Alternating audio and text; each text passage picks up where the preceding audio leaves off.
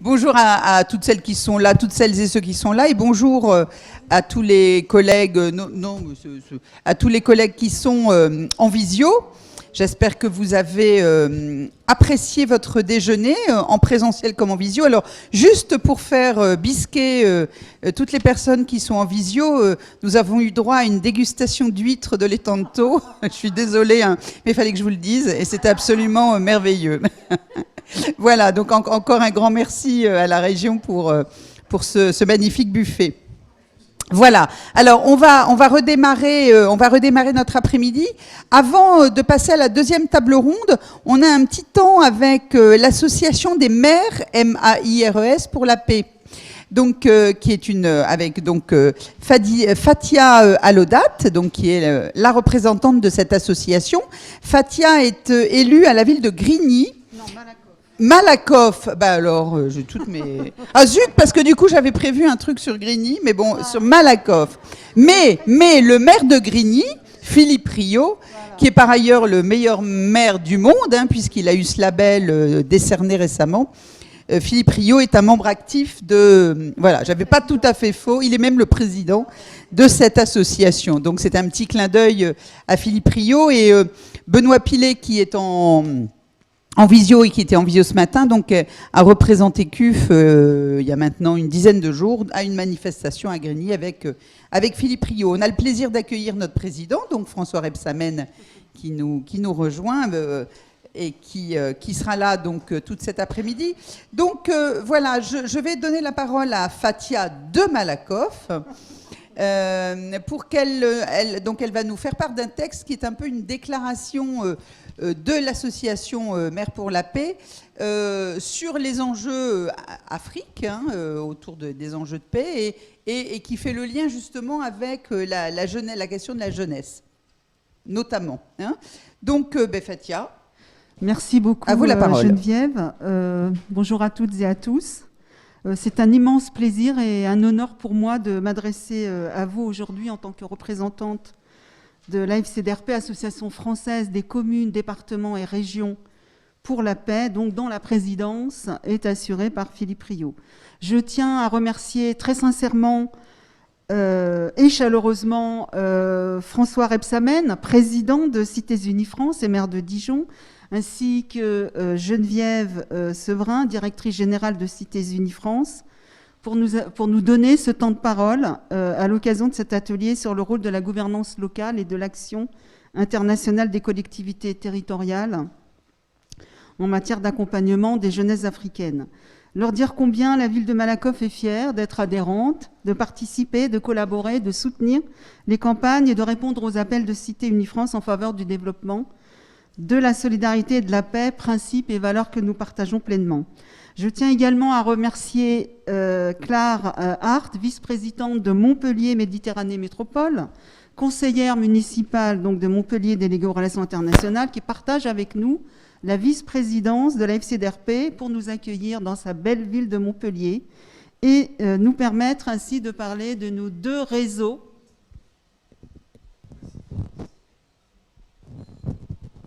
Excusez-moi, de nos deux réseaux de collectivités territoriales pour la paix.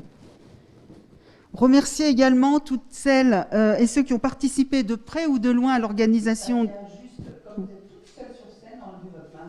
Je l'enlève. Voilà, remercier toutes celles et ceux qui ont participé de près ou de loin à l'organisation de cette journée. L'équipe de Cités Unies France, les agentes et les agents municipaux, les techniciens. Et merci à vous, chers membres de la société civile, élus responsables d'être présents et de participer à ce forum. Merci enfin à Lorena Schlicht, notre chargée de mission auprès de la FCDRP, qui a fait tout le travail de lien avec Cités Unies France et la ville de Montpellier. C'est elle aussi qui s'est chargée de l'organisation du forum pour la paix qui va se tenir demain et dont je dirai quelques mots. Qu'est-ce que la FCDRP, l'Association française des communes, villes et départements pour la paix, Mayors for Peace French Chapter en anglais. Donc c'est la branche française d'un réseau mondial de collectivités territoriales qui œuvrent pour la paix. Mayors for Peace a été créé en 1982 au Japon à l'issue de la conférence mondiale des villes pour la paix à travers la solidarité intercité. Ce réseau est composé aujourd'hui de plus de 8000 villes à travers le monde et collectivités territoriales réparties dans 165 pays. Il est animé par les maires d'Hiroshima et de Nagasaki en coopération avec les survivantes et les survivants des bombardements atomiques que l'on appelle les Hibakusha. La FCDRP travaille avec des collectivités territoriales au développement d'une culture de la paix telle qu'elle a été définie par l'UNESCO et la mise en œuvre des objectifs de développement durable, les ODD, adoptés par les Nations Unies dans le cadre de l'agenda 2030.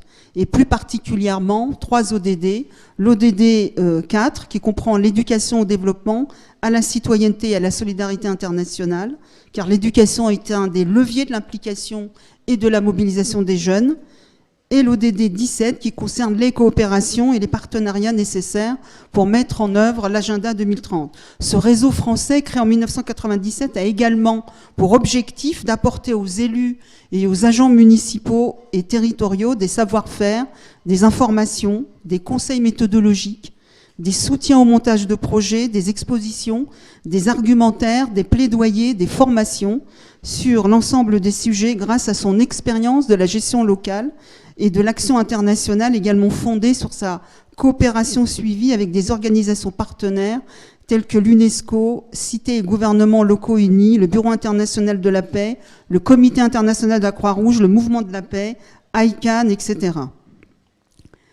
Les élus de quelques pays ou régions que ce soit sont en premier rang des intérêts de leur population et se doivent non seulement porter la voix de leurs administrés et de les protéger, mais également de leur donner les clés de compréhension des enjeux environnementaux et des réalités du monde dans lequel ils vivent pour leur permettre de se mobiliser et d'exercer pleinement leurs droits.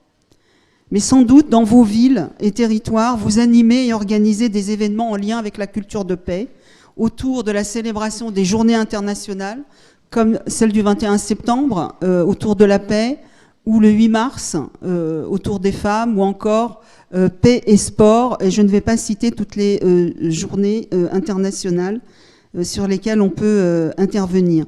Ces actions, dès qu'elles sont mises en cohérence entre elles, peuvent constituer un plan d'action local, un plan local d'action pour une culture de paix. Cela suppose de travailler dans la transversalité et la complémentarité avec l'ensemble des acteurs concernés. C'est, il me semble, une des conditions de la réussite, leur prise en charge globale. En fait, toutes les collectivités territoriales déclinent à leur façon, dans leur politique publique, la culture de paix. Et la passerelle avec les projets de solidarité internationale, de coopération décentralisée, d'accueil et d'accompagnement des exilés sont partie intégrante de la culture de paix. L'atelier aujourd'hui, en lien avec la thématique abordée lors du sommet Afrique-France, est dédié à l'accompagnement des jeunesses africaines dans le cadre de nos coopérations décentralisées ou de nos jumelages avec les villes. À Malakoff, nous menons une coopération décentralisée avec la communauté rurale de Ngogom au Sénégal depuis 2003. Je vais juste vous donner un exemple de coopération. Il y a longtemps que nous apprenons de nos relations avec les habitants de la communauté rurale de Ngogom.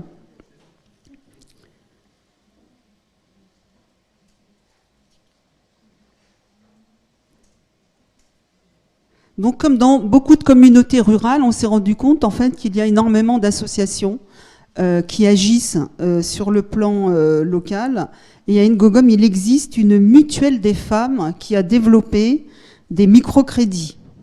Donc la ville, en fait, elle n'a participé que de façon modique à ce projet. Les femmes cotisent. Cet argent, donc, permet d'aider une jeune femme à suivre une formation ou à développer, en fait, un petit commerce local. Voilà. Donc, une fois qu'elle a développé son activité commerciale, en fait, elle rembourse. Cet argent retourne dans le circuit et il aide une autre femme.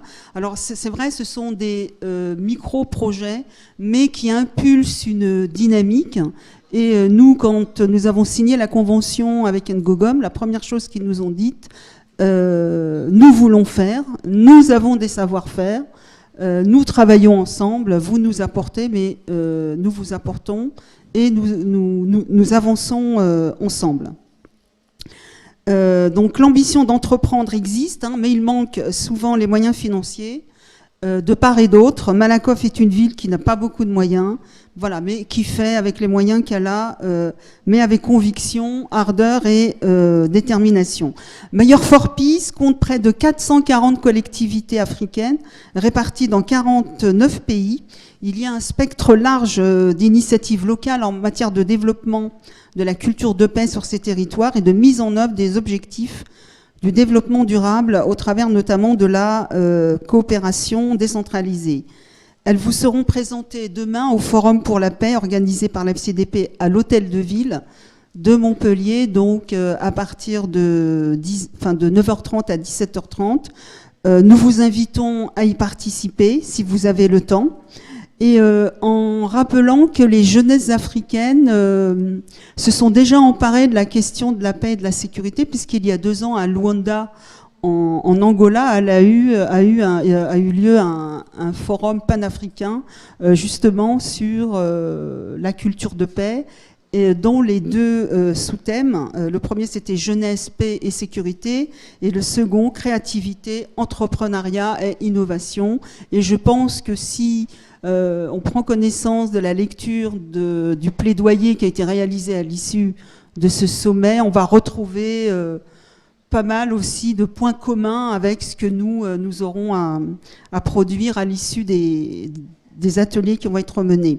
Nous souhaitons vivement collaborer avec des réseaux comme Cités Unies France, car les engagements, les thématiques et les champs d'intervention de Mayor for Peace sont transversaux, de la pauvreté au sort des réfugiés, aux violations des droits humains, à la dégradation de l'environnement et au désarmement, et ainsi porter ces voix locales ensemble auprès des États et des gouvernements.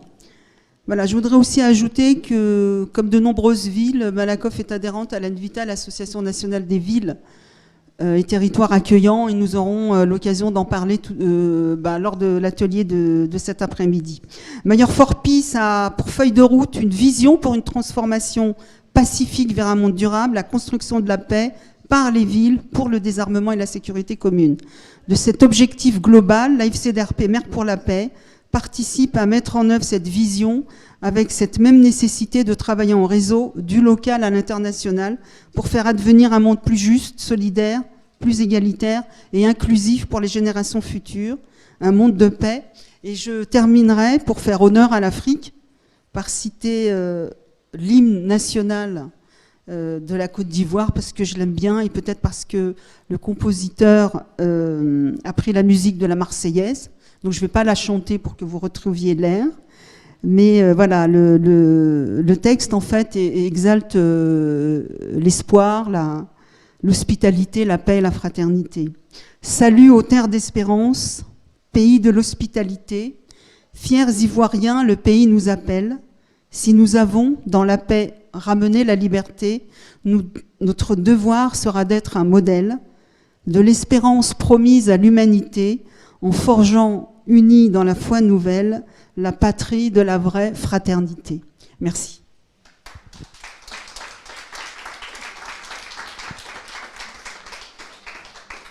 Merci beaucoup Fathia. Alors, voilà, vous êtes là tout l'après-midi, hein, donc notamment pendant les pauses. N'hésitez pas à vous rapprocher de Fathia. Lorena est aussi là, et puis Claire et d'autres. Donc voilà, si vous voulez plus d'infos sur la journée de demain et puis sur l'association. Voilà, n'hésitez pas. En tout cas, merci beaucoup pour ces propos effectivement très complémentaires. Merci Fathia. J'appelle maintenant la deuxième table ronde. Alors, c'est Virginie. Je passe le micro à Virginie. Bonjour à toutes et à tous. Je vais demander aux intervenants de la deuxième table ronde de bien vouloir rejoindre la tribune, s'il vous plaît. Alors, il n'y a pas dans l'ordre Valérie Dumonté, vice-présidente du conseil départemental de l'Aude, Bamadi Sanoko, Lionel, non, ça c'est en visio, et Madame Ben Amarcoli. Elle est là. Voilà, bonjour, enchantée. Donc, conseillère régionale de la région Occitanie. Bonjour à tous, donc c'est bon. Du coup, je vais m'asseoir là.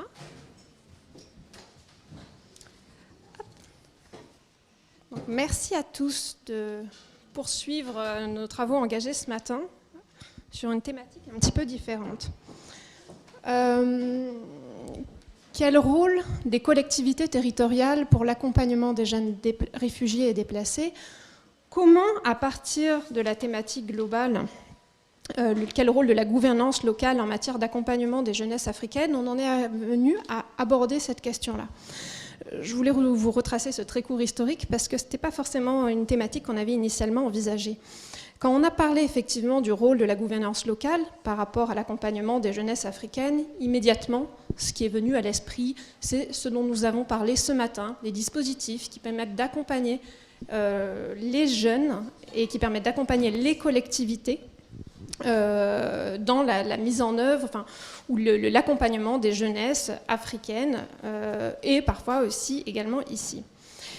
Mais très rapidement, ce sont des élus de notre réseau avec qui nous avons monté cette journée qui nous ont interpellés sur le fait que cette thématique de la jeunesse africaine, c'était pas seulement accompagner l'entrepreneuriat des jeunesses africaines, mais c'était aussi accompagner ces jeunesses déplacées, ces jeunesses en mouvement, ces jeunes réfugiés, ces jeunes déplacés qui arrivent sur nos territoires, en France, mais aussi en Afrique, puisque les élus locaux sont les premiers à être interpellés sur cette question-là, que ce soit en Afrique ou en France.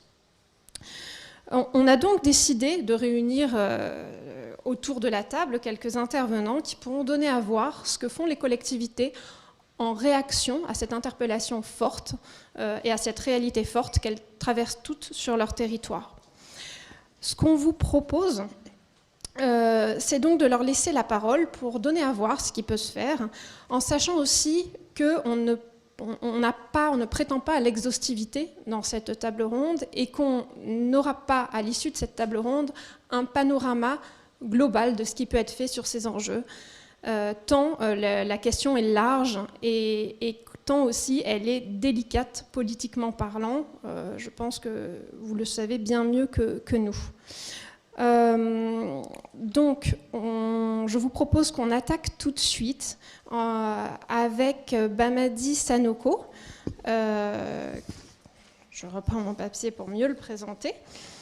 Expert des questions migrantes et de développement local, qui va nous donner quelques repères sur les questions migratoires et leur lien avec les collectivités territoriales et le rôle que les collectivités territoriales peuvent avoir sur ces questions migratoires et notamment sur la prise en considération des problématiques de ces jeunes déplacés, de ces jeunes réfugiés.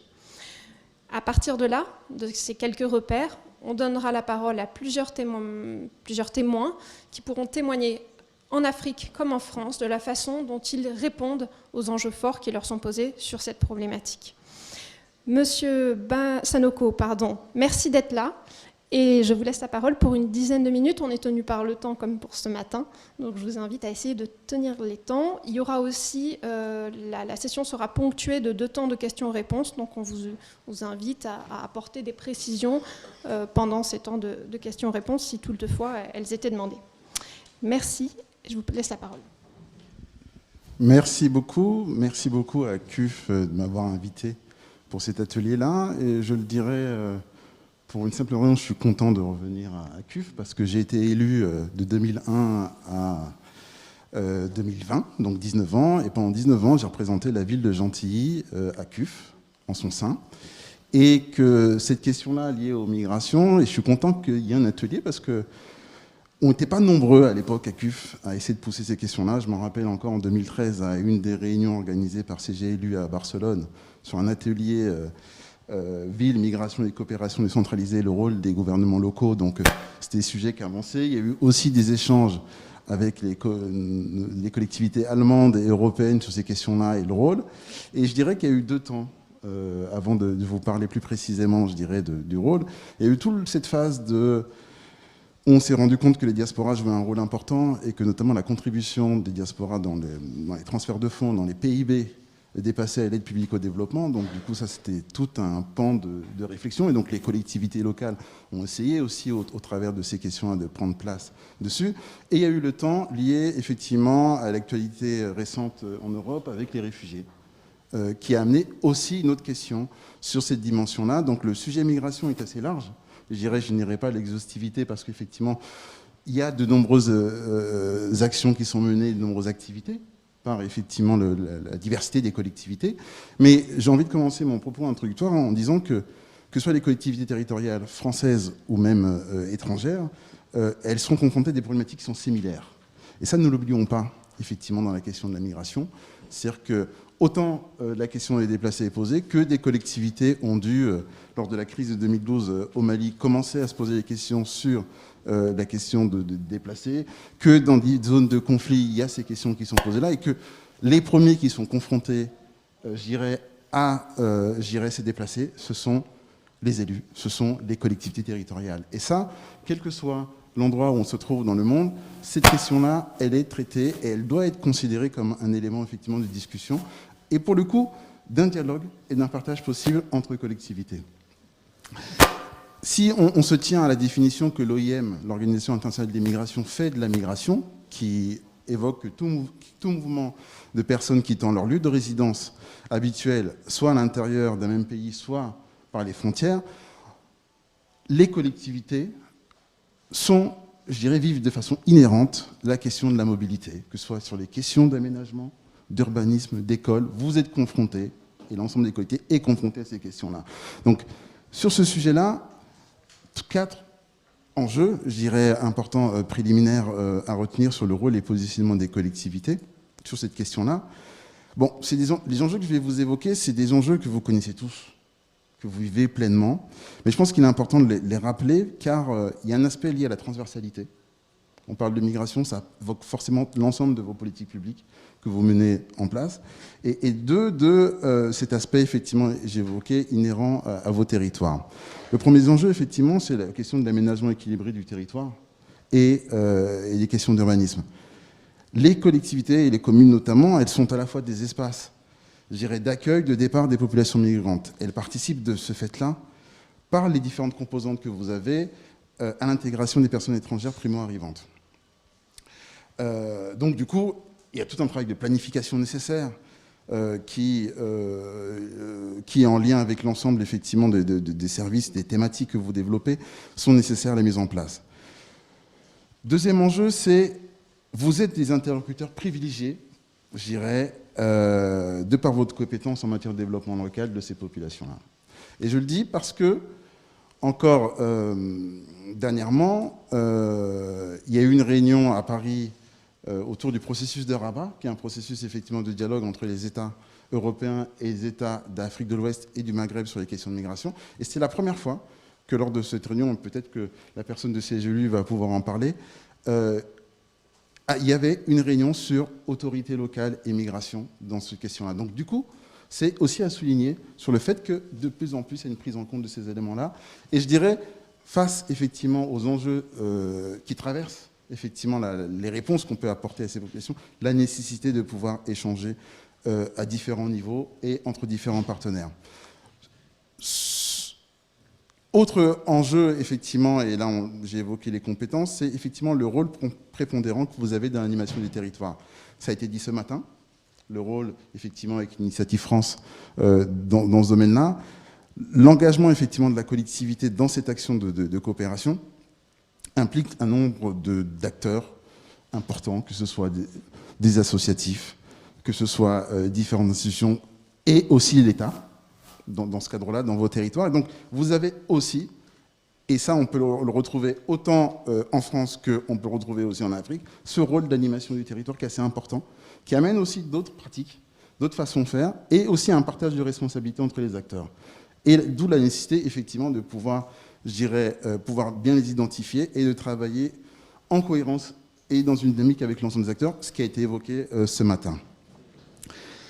Ce propos préliminaire, je l'appuie sur une étude qu'on a réalisée pour le compte de l'AFD en novembre 2019 à juin 2020, une période un peu particulière qui était le début de la pandémie, et surtout la campagne électorale et les élections municipales. Je le dis parce que c'était aussi pour répondre à cette question-là, la migration et les collectivités territoriales. Donc on a eu la chance qu'une quarantaine de collectivités ont pu répondre. Donc la plupart des collectivités présentes ont répondu effectivement au questionnaire. Et cette étude-là a montré, dans ce temps-là, une sorte de difficulté à pouvoir traiter la question et de pouvoir la porter publiquement. Un, parce qu'il y avait ce contexte électoral, et deux, que certaines collectivités ne se sentaient pas à l'aise de pouvoir traiter de ce sujet-là, dû effectivement à des crispations sur leur territoire, sur ces questions-là, ou d'autres éléments. Et c'est vrai que c'est un des éléments qu'on a ressorti effectivement de l'étude qu'on a réalisée. Et quand on y ressort, on sort 4 types de typologies, des actions des collectivités au regard de ce travail qu'on a effectué en 2019-2020.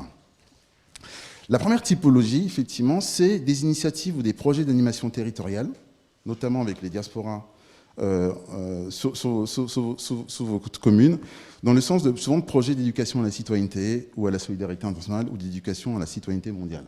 L'idée, effectivement, au travers de ce champ-là, c'est de pouvoir utiliser ces canaux privilégiés pour tisser ces liens de citoyenneté à l'échelle des territoires.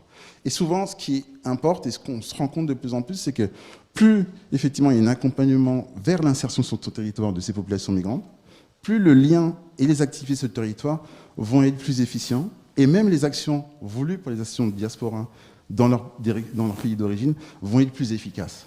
Et ça, c'est quelque chose qui a été effectivement soulevé par l'ensemble des collectivités et les actions qui ont été menées.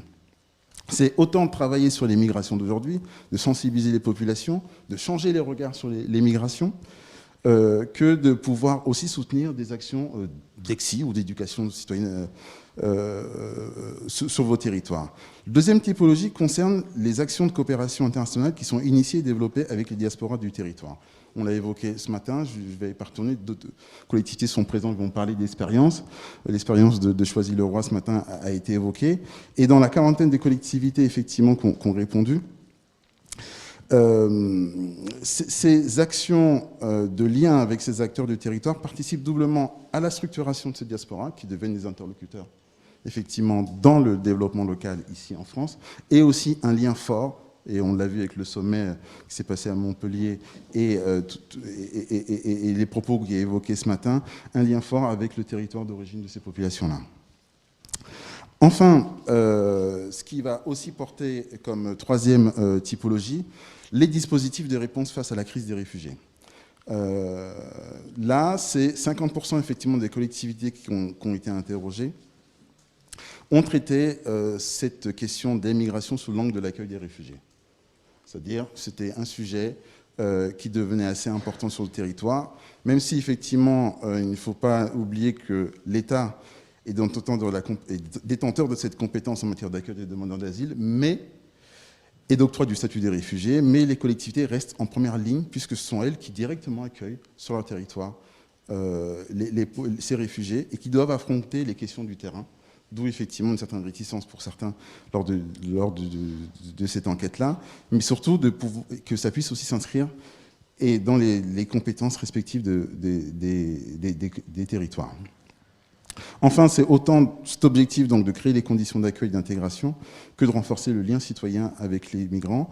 Et la dernière typologie, ce sont les projets d'appui à la collectivité territoriale, à partenaire, sur la thématique migration. Elle n'est pas, je dirais, précisée de cette façon-là d'emblée, mais elle est précisée via notamment la composante développement local, ou même via la composante effectivement développement économique, entrepreneuriat, comme on l'a évoqué ce matin. Les collectivités n'affichent pas forcément la question, parce que ce qui était assez, je dirais, qui était sous-jacent, je dirais, de la réponse de certaines collectivités, c'était la question de la gestion des flux. Donc, c'est-à-dire comment on tarie, entre guillemets, à la source le fait de ces populations migrantes. Ce qui n'est pas de compétence, effectivement, des collectivités, mais c'est une question qui a été posée, effectivement. Et donc, certaines commencent aussi à être sollicitées par leurs partenaires pour pouvoir donner une réponse. Mais ça, on le retrouve, je dirais, dans l'ensemble des actions que vous menez dans le cadre de coopération décentralisée pour permettre une amélioration des conditions de vie des populations que vous accompagnez. Mais là-dessus, sur les jeunes, notamment, comment on leur permet, effectivement, à partir de leur endroit où ils vivent, de donner les moyens de pouvoir rester et d'éviter d'aller plus loin, même si il faut être assez clair sur le sujet, et notamment dans les dynamiques migratoires en Afrique, elles sont principalement africaines. Voilà. Ça, il faut être assez clair. Les enjeux sont... on est braqué d'un point des enjeux, effectivement, avec les catastrophes qu'on vit en Méditerranée. Les enjeux sont principalement, majoritairement africains sur ces dynamiques-là. Et donc, elles sont aussi des questionnements des collectivités africaines sur ces questions-là assez importantes et sur lesquelles il ne faut pas... il faudrait s'appuyer dans le cadre du dialogue, que ce soit entre pairs et pairs. Et je dirais aussi dans le cadre du dialogue entre les autorités locales et l'État, quel que soit, et aussi les organisations internationales. Je le dis, on a eu le cas un jour dans ce même type de format d'une réunion, je me rappelle, c'était en 2012, c'était lorsque le collègue Ibrahim Ba de l'AMM au Mali venait défendre le fait que la crise au Mali arrivait et que dans les clusters mis en place par les organisations onusiennes, les collectivités territoriales n'étaient pas représentées. Et ça, c'était une question assez importante qui a montré, et donc du coup, il y a eu un travail de monter le plaidoyer ensemble pour essayer de faire que dans les clusters qui sont mis en place par l'organisation internationale, les collectivités doivent être présentes. Et moi, je me rappelle encore, même à cette époque-là, des associations de la diaspora de certaines collectivités au Mali ont fait de l'aide budgétaire à une commune malienne. Et je crois que c'était la première fois que je voyais qu'une association, en pleine crise, alors que tout le monde partait, faisait de l'aide budgétaire sans un fléchage particulier auprès d'une collectivité partenaire pour que la collectivité joue son rôle dans le fonctionnement des besoins primaires, de l'éducation, etc. Donc je pense qu'il y a aussi cet élément important. Enfin, je dirais pour conclure et pour permettre effectivement à ce que les exemples et différents intervenants puissent intervenir, je dirais qu'il y a, au regard de cette étude du travail qu'on a pu mener, différentes pistes à travailler. J'ai évoqué à l'instant ce dialogue politique à différents niveaux pour pouvoir aussi permettre à ce que les collectivités jouent pleinement le rôle parce que ce sont les premiers réceptacles effectivement de ces populations et des actions dans la relation avec l'État et les organisations internationales. Enfin, cette notion importante, parce qu'on l'a évoqué ce matin et cet après-midi, on va encore le traiter, la notion de territoire à territoire fait qu'aujourd'hui, c'est un ensemble d'acteurs qui est dans une relation. On l'a vu ce matin entre l'exemple d'Initiative France qui, c'était en Aquitaine, avaient des plateformes sur leur territoire et qui décident ensemble d'aller mettre en place des plateformes dans les territoires de coopération décentralisée. Ça pousse aussi à interpeller les bailleurs sur cette notion-là et sur comment ils peuvent aussi participer à accompagner ce mouvement-là, qui n'est pas encore assez pris en compte sur le fait que maintenant, les collectivités sont souvent des animateurs d'un territoire, et comment on fait de territoire à territoire, qu'est-ce que ça veut dire aussi sur la responsabilité entre une collectivité, une autorité locale, une association qui souhaite aussi partir ensemble sur cette dynamique.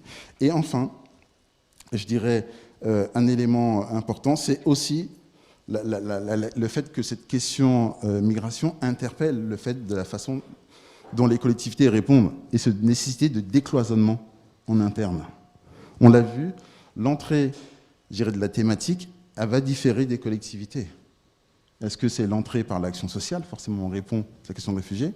Sur l'insertion socio-économique, notamment on parlait ce matin des jeunes de la diaspora, des territoires pour pouvoir le faire, ou des services de coopération décentralisés, traditionnels. Donc, il y a ça interpelle effectivement le fait de ce décloisonnement au sein des différentes collectivités pour pouvoir avoir une réponse qui permette de répondre à cette thématique qui est avant tout transversale.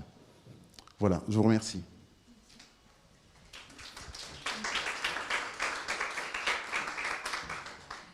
Merci Monsieur Sanoko pour la clarté de votre exposé, cette remise en perspective à la fois dans le temps et dans la géographie de cette problématique.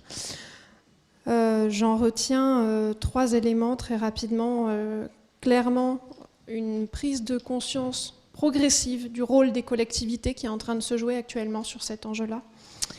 L'interrogation qu'elle porte de remise en question, quelque part, du cadre qui peut être parfois un peu fermé de la coopération décentralisée pour aller vers une coopération véritablement de territoire à territoire, pour parler plus on utilise de plus en plus le concept d'action internationale des collectivités territoriales, qui permet de mieux approcher et apprécier la porosité des territoires à l'international. Et puis dernier point qui va me permettre d'introduire les deux intervenants suivants qui nous suivent à distance, l'importance de cette thématique avant tout sur le continent africain. On a tendance à penser que peut-être spontanément cette question se pose avec force et tracas chez nous en France. En fait, elle est dans une ampleur bien plus considérable sur le continent africain que sur nos territoires. Et ça pose d'autant plus l'intérêt d'une coopération, d'une réflexion conjointe sur ces sujets-là. Monsieur Nzamba de CGLU Afrique et Monsieur Moufid de CGLU Afrique également sont en ligne. Je vais leur demander de bien vouloir prendre la parole, allumer leur micro s'ils sont bien là, voire allumer leur caméra pour pouvoir prendre la parole et nous parler donc des réalités africaines, nous donner quelques témoignages de cette réalité africaine de leur côté. Est-ce que vous nous entendez? Je vous entends parfaitement.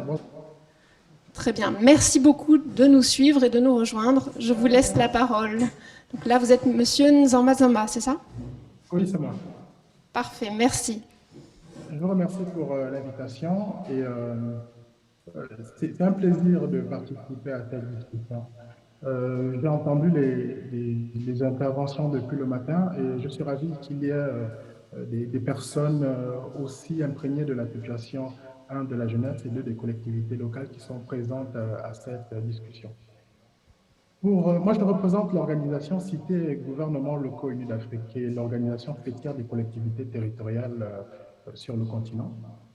Nous défendons, donc, nous faisons un plaidoyer sur la migration, sur toutes les questions qui concernent l'action des collectivités locales.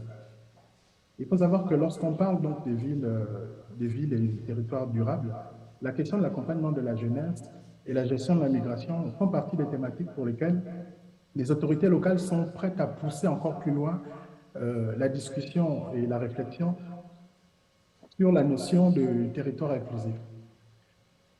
Permettez-moi d'abord de poser le décor et de souligner quelques paradoxes sur la question que nous avons aujourd'hui. La jeunesse africaine, c'est 62% d'Africains de moins de 25 ans. Et d'ici à 2030, c'est 30 millions de jeunes qui vont arriver sur le marché du travail. Ça pose des conditions difficiles et des conditions difficiles et surtout des conflits, des changements climatiques et le manque d'opportunités. Beaucoup de jeunes migrent. Les migrations sont principalement internes, mais elles sont aussi externes. Donc, et quand je vous ai cité ces chiffres, il s'agit bien donc de la population la plus nombreuse sur le continent, mais la moins représentée aussi dans les instances politiques, que ce soit au niveau national ou au niveau local. Le résultat, c'est que beaucoup de politiques publiques ne reflètent pas les attentes des jeunes, mais aussi les infrastructures ne tiennent pas compte de leur besoins.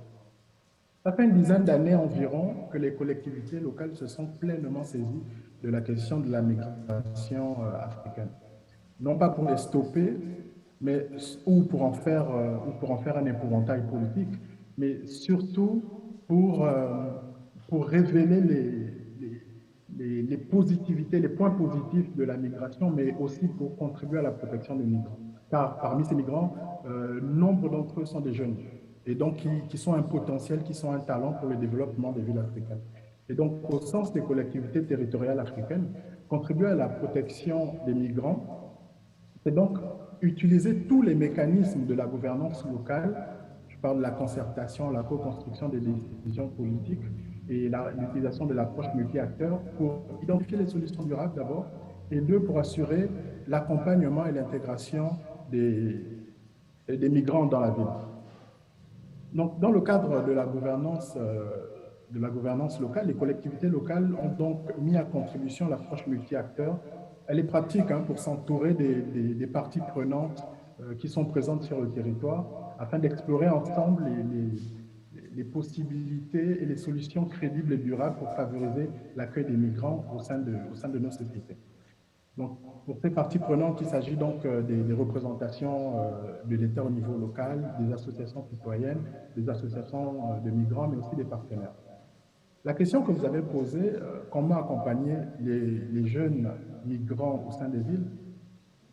La première chose que ces jeunes ont comme approche, c'est d'abord de reconnaître la présence des jeunes en tant que majorité, mais aussi en tant que moteur du développement des villes, car ils sont une source d'innovation. Comme je l'ai cité dans mes propos préliminaires, ils sont la population la plus nombreuse, mais on ne tient pas compte de leur avis, de leur présence. Donc, ce qui fait qu'il y a moins d'infrastructures pour eux. Si vous faites un tour à Dakar, par exemple, il y a des choses qui sont en train de changer. Vous avez toute la côte, par exemple, qui a mis en place des infrastructures sportives justement pour occuper les jeunes. Donc, tenir compte de leur présence, c'est important. Une des choses à faire aussi pour les collectivités locales, c'est de répondre aux besoins d'occupation des jeunes. Comme vous savez, et ça a été dit depuis le début de cette journée de discussion que nous avons, la formation professionnelle est importante pour les jeunes. Le sport aussi. Je viens de vous prendre l'exemple de Dakar, mais aussi, par exemple, si vous faites un tour au Maroc, c'est en plus de la politique, par exemple, de la ville de Rabat, qui est de devenir une ville lumière, il y a beaucoup d'infrastructures qui sont mises en place pour les jeunes, justement pour occuper les jeunes, parce que l'occupation du temps libre des jeunes permet de les désintéresser de la délinquance. Parce que vous savez que les jeunes sont pleins d'énergie. Et il faudrait justement que les politiques locales puissent occuper le temps libre qu'ils ont. Ça permettra donc, comme je vous ai dit, de réduire la délinquance, de réduire aussi le nombre d'incivilités, par exemple, ou simplement de favoriser les comportements citoyens. À côté de ça, il faudrait, puisque j'ai parlé de la formation professionnelle ou bien de l'éducation, il faudrait penser à la deuxième chance. On n'en parle pas beaucoup parce que l'école n'est pas toujours le seul moyen pour réussir le développement des jeunes, bien réussir l'insertion professionnelle, l'insertion des migrants dans la ville. Il faudrait donc penser à la deuxième chance. Et dans la deuxième chance, le secteur informel cache de nombreux talents, des talents utiles à la ville, des talents utiles à l'Afrique, mais aussi à l'Europe. Donc, il faudrait penser à faire émerger ces talents en organisant justement certaines professions qui sont soit mal organisées ou qui ne sont pas suffisamment mises en valeur. Et les collectivités locales ont la possibilité, grâce aux compétences qu'ils ont reconnues par l'État ou bien déléguées, d'agir sur ces domaines, le domaine de l'employabilité, de la formation, etc. Et bien entendu, il faudra aussi citer la source d'employabilité que peut être les activités culturelles, artistiques, parce que ça, c'est des domaines où les jeunes sont de plus en plus actifs, de plus en plus innovants.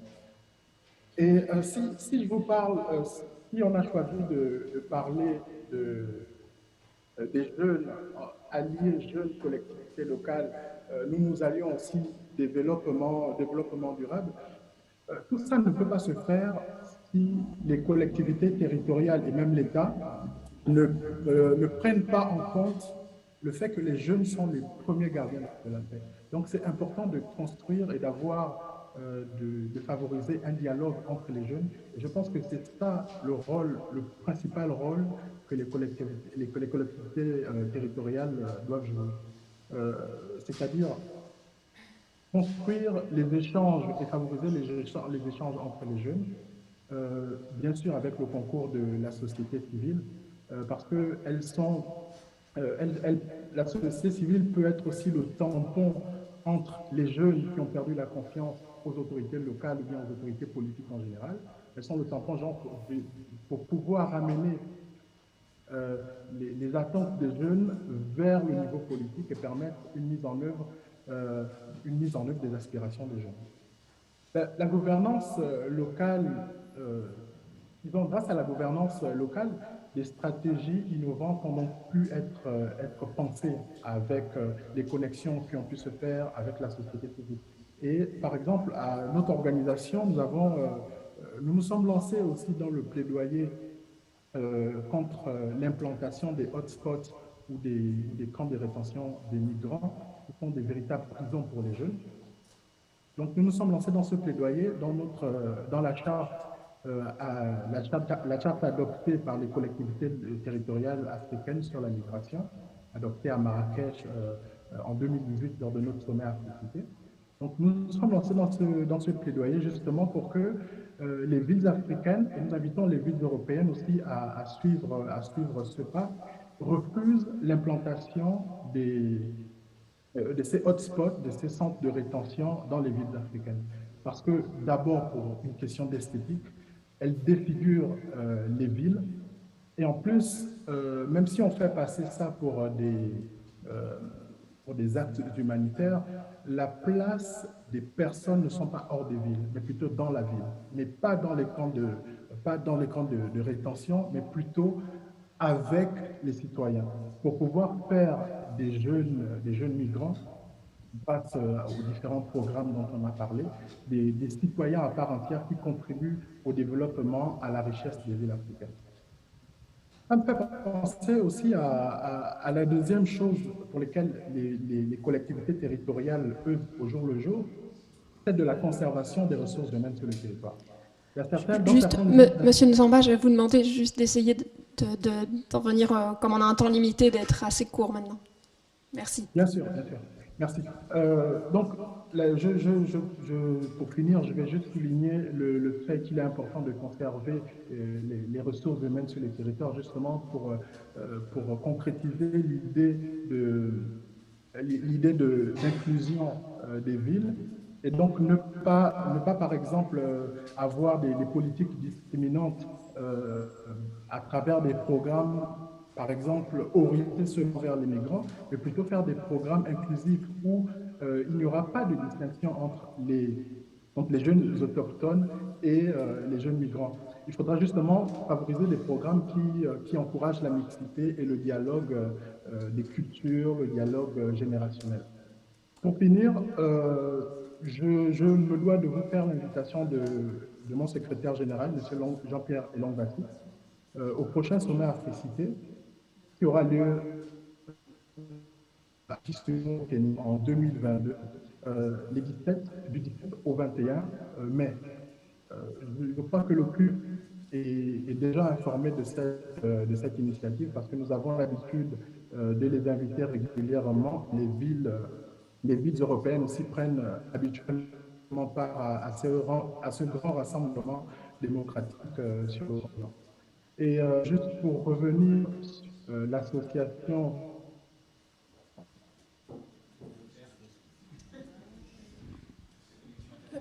a apporté son soutien. Nous avons amené beaucoup de villes africaines aussi à prendre cette initiative. Je vous remercie pour ce que vous nous avez accordé. Merci, Monsieur Nzamba. Merci beaucoup pour votre témoignage. Il va être complété par le témoignage de Monsieur Moufid, directeur en charge des questions de culture, migration, paix et sécurité à CGLU Afrique, qui pourra certainement nous donner des éléments supplémentaires. Il n'est pas là. Ah, Monsieur. Alors, bon, on n'a pas. Monsieur Moufid n'est pas là.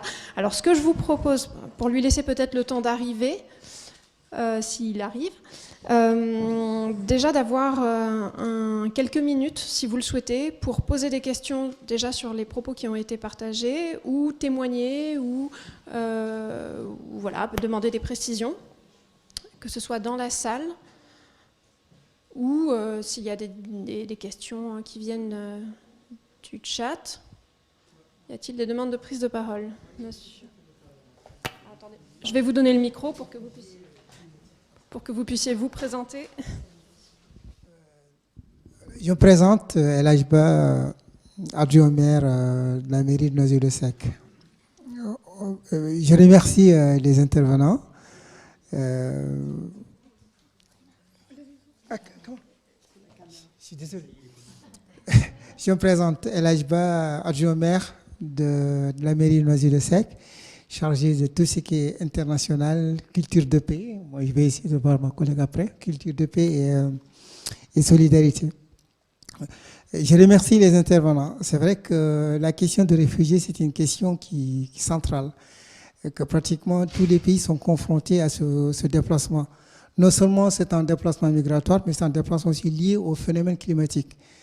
J'aimerais aussi qu'on parle de ces réfugiés déplacés climatiques qui, en un certain temps, émergent. Je peux vous donner des exemples. Au fin fond de la Mauritanie, dans un village appelé Djoul, on sent ces réfugiés climatiques. C'est des gens, des éleveurs qui fuient leur zone de pâturage pour se sédentariser.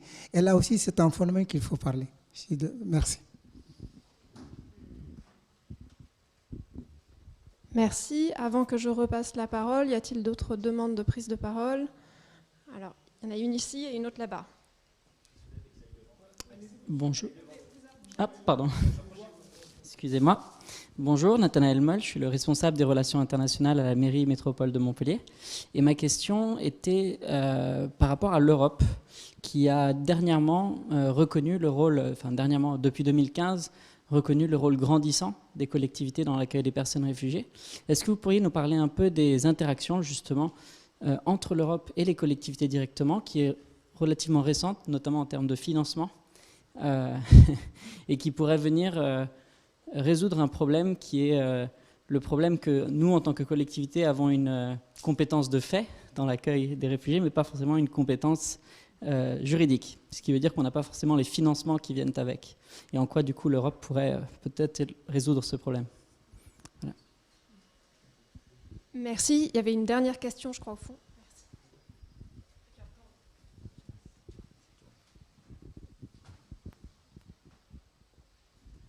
Merci. Gilbert Darroux, moi je suis d'Autun et je suis membre du conseil d'administration de CUF. Moi je suis assez d'accord avec tout ce qui a été dit, avec une ou deux réserves sur l'occupation des jeunes par le sport. Moi je ne suis pas du tout là-dedans. Je pense qu'au contraire, il faut utiliser l'activité sportive pour former les jeunes à des valeurs qui leur seront utiles par la suite. Pas pour les occuper, parce que sinon dès qu'on arrête, ils ne sont plus occupés. Enfin, c'est un avis perso. Et puis la deuxième chose, c'est que alors je suis d'accord sur les camps de rétention, c'est un peu l'enfer, sauf que le problème, c'est qu'il faut trouver une substitution et je sens pas trop une vraie dynamique pour prendre en charge les gens qui sont déplacés par la plupart des pays européens, de ce que je peux en croire. Après, sur les actions qui sont actuellement mises en place, il faut qu'il y ait une vraie volonté politique pour les accueils. Et il faut qu'il y ait un accompagnement, au-delà de la volonté politique, il faut qu'il y ait un accompagnement par le milieu associatif, il faut qu'il y ait des partenariats avec les autres institutions. Ça se fait, ça marche bien, et il faut qu'il y ait un volet économique. C'est-à-dire qu'à partir du moment où les gens ils arrivent, il faut qu'ils trouvent un emploi derrière. Sinon, c'est pas bon. Donc il faut les aider à trouver un emploi, il faut les accompagner. C'est un gros travail. Il faut avoir un milieu associatif fort, et ça peut marcher, mais il faut faire avec des petits effectifs. Et à partir du moment où il y a beaucoup de pays qui ne sont pas dans cette logique-là, si on enlève l'Allemagne, il y en a même, c'est même pire que ça. Voilà, donc qu'on supprime les camps, moi je suis complètement d'accord, au contraire, mais il faut arriver à régler le problème d'une façon un petit peu plus performante que ce qui est fait actuellement, quoi. Et puis, alors ça, pour moi, ça, c'est régler les problèmes actuels. Mais avec le dérèglement climatique, je crois qu'il faut un petit peu anticiper sur ce qui va se passer, et il faut travailler sur des formations dans tous les pays, pas sur la régulation des naissances, mais il faut faire une information aux familles. Voilà, on ne peut pas faire n'importe quoi. Il y a un moment, ça va devenir... Oui, c'est ça, ça va devenir impossible, quoi. On n'est pas dans une logique où on multiplie la population par 2 tous les 50 ans. C'est pas possible, quoi.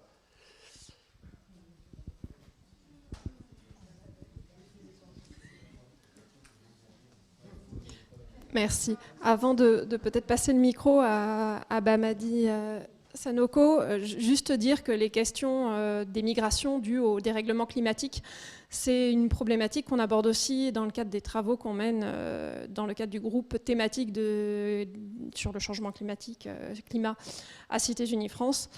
Et que dans la préparation de cette réunion, même si on n'a pas posé la question des origines et des raisons qui poussent au déplacement, celle-ci en fait évidemment partie. Et bien sûr, s'attaquer à l'origine du problème est certainement et avant tout la première façon d'agir sur le problème. Ce qui n'empêche qu'on a décidé aussi de poser la question dans cette table ronde, une fois que les choses sont faites et que les gens sont sur notre territoire, que fait-on? Voilà. Je passe la parole à M. Sanoko s'il va apporter des éléments de précision ou réponse. Sur la régulation des sens, je vous laisse la réponse possible sur les politiques multilusiennes. Donc, du coup, ça, non. Mais sur les réfugiés climatiques, je n'irai pas plus loin que ce que vient de dire Virginie. Mais ceci dit, dans différents espaces, et je pense que ce soit le dialogue que vous avez avec les ONG, les dialogues que vous avez au niveau européen ou même avec les collectivités africaines, je pense que c'est un sujet qui émerge, qui y a des pistes, il y a des réflexions qui sont faites, même au sein du Forum mondial Migration et Développement, également il y a des choses qui sont faites sur ces éléments-là, mais je pense qu'il y a une nécessité peut-être là de pouvoir faire le lien un peu plus fort, je dirais, autant sur ces deux thématiques.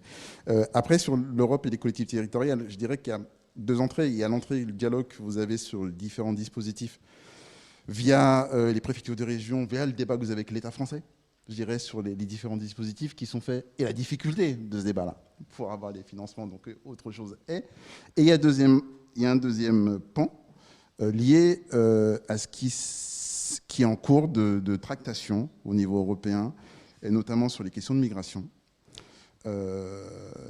avec la prochaine programmation du voisinage et des financements à la suite du FFU, à la suite effectivement de différents dispositifs. Aujourd'hui, l'Europe va rentrer en discussion, en négociation avec les différents là.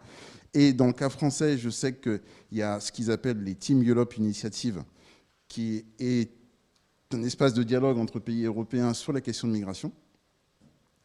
Et donc, du coup, de la question de la relation de l'Europe et l'Afrique, est-ce que je sais, les collectivités ne sont pas forcément autour de table. Voilà. Donc je pense, et là, je me retourne vers le président de CUF, et à ce moment-là, et de peut-être aussi, en relation effectivement avec le ministère des Affaires étrangères français, et même l'AFD également, d'avoir aussi un dialogue sur cet élément-là, dans le cadre des prochaines programmations financières, et des actions que vous pourrez mener sur ces questions de migration, parce que c'est aussi dans ces espaces-là que vont être discutés du fléchage. Donc du coup, je crois que il y a autant sur ce volet-là, je dirais, de relations et de partenariats avec vos collectivités africaines avec lesquelles vous travaillez, essayer de pouvoir aussi donner votre avis sur le volet effectivement de la coopération. Et sur le volet insertion ici, c'est le dialogue que vous avez traditionnellement avec les services de l'État, un peu complexe, ou même les conventions de territoriales que vous signez avec l'État aujourd'hui pour pouvoir intégrer, avec toutes les limites que ça a. Mais ça a le mérite de pouvoir exister et d'être aussi... et d'être surtout amélioré. Voilà. Merci. On prend note qu'il y a encore des enjeux de reconnaissance de cette gouvernance locale sur cette question-là, tant elle est large, de toute façon. Je ne sais pas si M. Nzamba est toujours en ligne, s'il souhaitait réagir à quelque chose. Parce que je crois que M. Moufid ne viendra pas. Non, M. Moufid ne sera pas là. Par contre, juste une petite information, il sera avec demain dans la discussion sur la paix et la sécurité. Ma réaction sur... bon, il n'y avait pas de véritable question, mais moi je voudrais juste demander à ce que les maires qui ne sont pas, par exemple, au courant de l'initiative de l'Habitat, qui est quand même un réseau français de villes solidaires, de se rapprocher du travail que l'Habitat fait. Parce qu'il y a pas mal de questions qu'on ne pourrait pas étendre ici, qui sont déjà très bien détaillées dans le document de plaidoyer de l'Habitat, qui est l'Association nationale des villes et territoires favorables à l'accueil sans condition. J'ai oublié la définition exacte. Et si vous vous rapprochez d'eux, vous aurez des éléments que vous ne soupçonnez même pas que des élus européens et français sont en train de porter justement pour contribuer à leur manière à la diplomatie des villes, à renforcer la décentralisation en Afrique et à trouver d'autres moyens pour œuvrer pour la paix entre les peuples des deux côtés du continent. Merci. Merci, monsieur. Je vous propose qu'on continue maintenant de donner la parole aux autres intervenants. Je vous propose, Madame Benamar Koli, de bien vouloir nous présenter l'action que mène la région, notamment en matière d'insertion des demandeurs d'asile et des bénéficiaires de la protection internationale. Voilà, donc un témoignage concret de ce qui peut être fait au niveau français. Si ça ne marche pas, je vous donne mon micro. Ça marche ou ça... Non, ça marche normalement. Ça marche ? Ah bon, très bien, merci. Alors, en préambule, je voudrais dire qu'avant d'être conseillère régionale, je suis élue locale dans une petite ville rurale de 7000 habitants qui s'appelle Lodève, et je suis aussi une actrice associative. Et à ce titre-là, oui, très concrètement, les collectivités locales et les acteurs associatifs sont confrontés à cette question de l'accueil de réfugiés, de personnes qui n'ont pas souhaité quitter leur pays et qui subissent en fait cette mobilité. Alors dans une petite ville, qu'est-ce que ça veut dire ? Ça veut dire une famille ou des familles qui s'installent, ça veut dire penser à des places supplémentaires dans des ouvertures de classes, ça veut dire des voisins nouveaux, etc. Donc au niveau des populations locales, c'est une question qui se pose. Et avec le peu de moyens que peuvent avoir les municipalités, oui, concrètement, c'est quelque chose qu'il faut arriver à faire comprendre, sachant qu'il y a toute cette pression médiatique et toute cette désinformation qui fait barrage, en fait, à ce principe de solidarité et de dignité.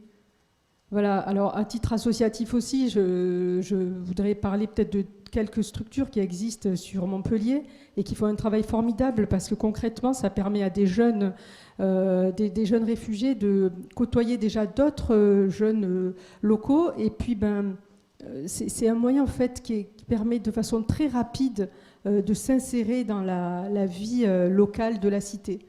Voilà.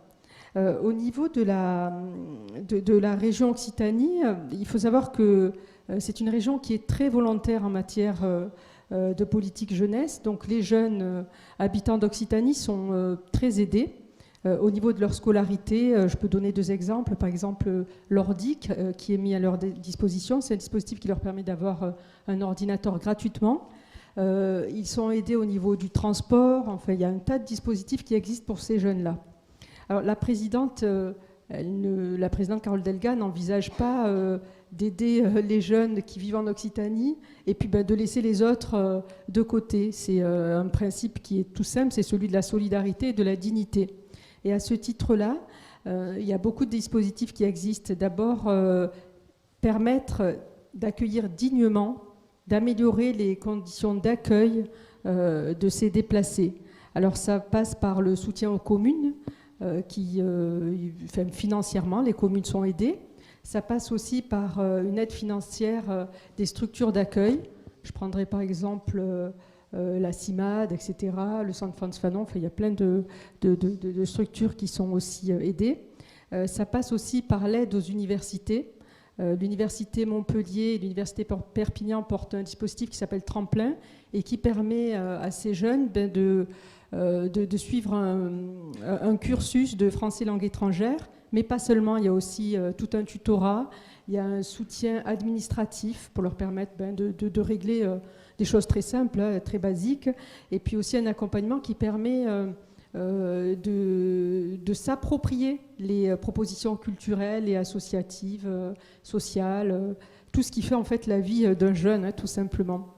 En matière d'emploi, les dispositifs d'insertion, la région abonde les dispositifs qui existent, les dispositifs qui sont mis en place par l'État, par le ministère du Travail et de l'Intérieur, à hauteur de 20%, si je ne dis pas de bêtises, oui c'est bien ça, on me fait un signe de la tête, ça veut dire que c'est bien ça. Au niveau du quotidien aussi, l'idée c'est de permettre à ces jeunes d'avoir accès à des services publics très simples, le transport, des tarifs de la gratuité sur un certain nombre de déplacements ou bien des tarifs très préférentiels. Et puis, est-ce que j'ai oublié quelque chose? Je regarde mes notes. Le transport, la formation français langue étrangère en dehors aussi du cursus universitaire. Et puis une aide qui est très importante également, mais qui va au-delà évidemment des jeunes, c'est le soutien à SOS Méditerranée. Voilà. Peut-être, j'aimerais revenir quand même sur l'aide au niveau de l'université. J'ai oublié de dire qu'entre 2015 et 2018, il y a eu on a mis en place un dispositif très spécifique en direction des étudiants syriens. 26 étudiants ont pu être aidés. Concrètement, ça s'est traduit par une bourse de 500 € par mois, ce qui leur a permis de mener à bien leurs études. Voilà, je ne vais pas être plus longue. Si vous avez envie d'avoir vous avez des questions, vous n'hésitez pas. Merci beaucoup, Madame Ben-Omar, pour ce témoignage qui permet de montrer l'éventail des dispositifs qu'une région peut actionner pour accompagner ces migrants, ces jeunesses en déplacement, qui sont avant tout des jeunes et à considérer comme tels et à accompagner comme tels, comme d'autres, comme ceux natifs du territoire. Ça fait écho également au témoignage de M. Nzamba qui a rappelé qu'avant tout, il ne fallait peut-être pas différencier les politiques que l'on fait en faveur des migrants de celles qu'on fait en direction des jeunes de façon générale. Je propose tout de suite de laisser la parole à Valérie Dumontet, vice-présidente du département de l'Aude, qui, comme vous, a plusieurs casquettes d'ailleurs, à la fois ville, département, voilà, je la laisserai se présenter, et qui nous parlera du travail d'écriture d'un plaidoyer pour la jeunesse, qui pose la question et le sujet des jeunes en général et des migrants en particulier comme un fil rouge d'une coopération entre l'Aude et ses territoires de coopération. Valérie, je te laisse la parole. Bonjour, et je pense qu'il y a Isiaka Sanon qui est à distance, il est bien, parce qu'on va intervenir à deux voix. Isiaka Sanon qui est le directeur des relations internationales de la région des Hauts-Bassins au Burkina Faso, parce qu'il va témoigner avec tout son regard à lui d'une action qu'on mène en commun. Donc ouais, je suis vice-présidente du département de l'Aude, donc j'ai un mandat unique, j'ai pas d'autres mandats politiques, et en charge de la démocratie, de la jeunesse et de l'action internationale. Déjà, je voudrais juste dire en préalable que, à travers toutes les interventions depuis ce matin et ce qu'on a entendu là cet après-midi, le fait territorial est quand même très important et au cœur d'un certain nombre de problématiques, dont celle des jeunes et de la question des migrations de la table ronde de cet après-midi. Et j'en déplore d'autant plus l'absence de cette référence dans le discours du président de la République au sommet Afrique-France, qui a fait toute une énumération d'actions importantes pour changer la relation Afrique-France et qui a passé sous silence complètement la question de la coopération décentralisée et de l'action internationale des collectivités territoriales. Or, on constate aujourd'hui, mais on le constate dans toutes nos actions, que nous avons, nous, collectivités territoriales, dans les actions qu'on met en place, toute notre place dans ce rapport au monde et dans le changement d'un certain nombre de relations qui transforment la société et particulièrement qui sont essentielles pour accompagner le parcours des jeunes. En tant que département, c'est un département rural, donc on n'est pas, il n'y a pas des problématiques de migration avec des camps, des réfugiés massifs, mais ceci dit, c'est pas qu'une question d'échelle, c'est-à-dire qu'il suffit quelquefois qu'il y ait 2 migrants qui arrivent dans un village de 500 habitants et ça peut changer et provoquer beaucoup de remous. Juste une petite anecdote, la ville dans laquelle, de mon territoire, de laquelle j'habite, qui est les Aignan-Corbières, qui est une ville de 10 000 habitants, le département qui a en charge les mineurs non accompagnés une fois qu'ils sont détectés mineurs par l'État et qu'on accueille dans le cadre de notre politique départementale, accueille la ville de Les Aignan-Corbières, 20 mineurs non accompagnés accueillis dans une structure départementale sur la ville. Ça a créé un remous terrible parce que le dimanche suivant à l'annonce, sur le bord du terrain de rugby, parce que c'est une terre de rugby, c'était devenu, le département nous amène 200 noirs. Voilà, pour caricaturer un peu, mais c'était comme ça que les paroles étaient dites. Je dis ça de façon aussi brutale parce que c'est comme ça que les paroles ont été dites. Et du coup, en tant qu'élu départemental, en plus en charge de la jeunesse et de l'action internationale, je me dis, comment j'arrête ça ? Comment j'arrête cette espèce de psychose qui est en train de se créer uniquement parce que le département va accueillir 20 jeunes qui ont traversé la Méditerranée, risqué leur vie, sur lesquels ont misé tout un village, des familles, un pays, parce qu'ils sont en difficulté là où ils sont. Difficultés liées au climat, ou économiques, à la guerre, peu importe l'origine de leur malaise et de leur mal-être, ils sont là. Et ben du coup, je me suis appuyée sur l'éducation populaire. Je sais pas, quelqu'un tout à l'heure en a parlé. Cette question-là, c'est avec des artistes burkinabés, parce que on a inversé complètement les choses en faisant toute une dynamique, une création artistique avec 100 jeunes, des mineurs isolés, des jeunes de la mission locale.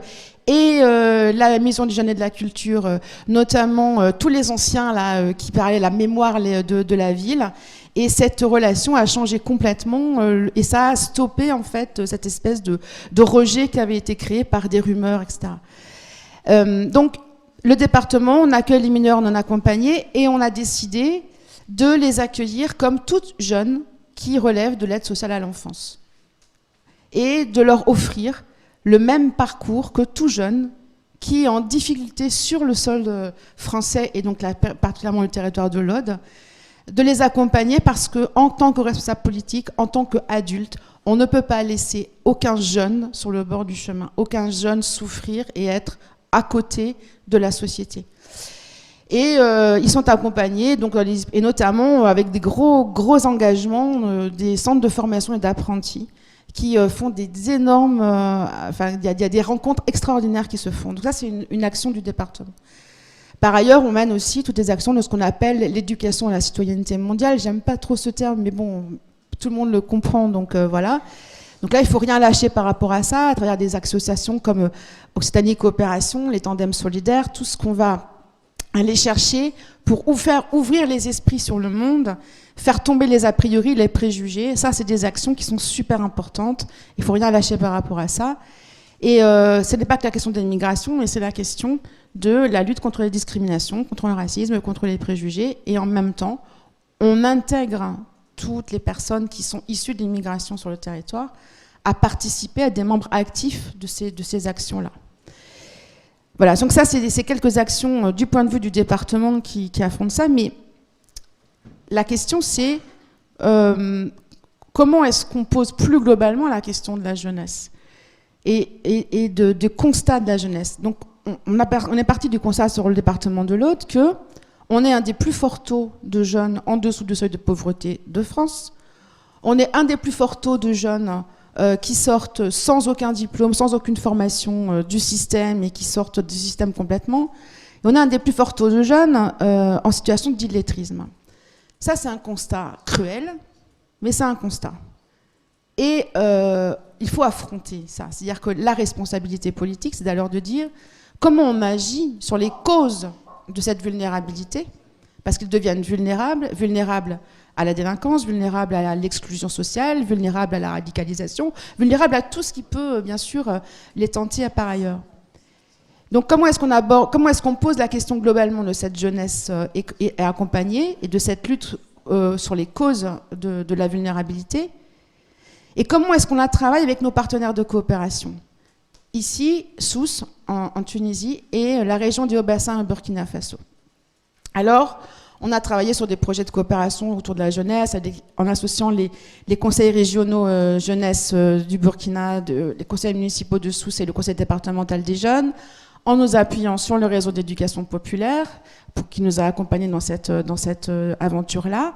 Et au plein cœur de la pandémie, en été dernier, on a travaillé sur nos 3 territoires de coopération, puisqu'on ne pouvait pas se déplacer physiquement, on a travaillé la mobilité immobile.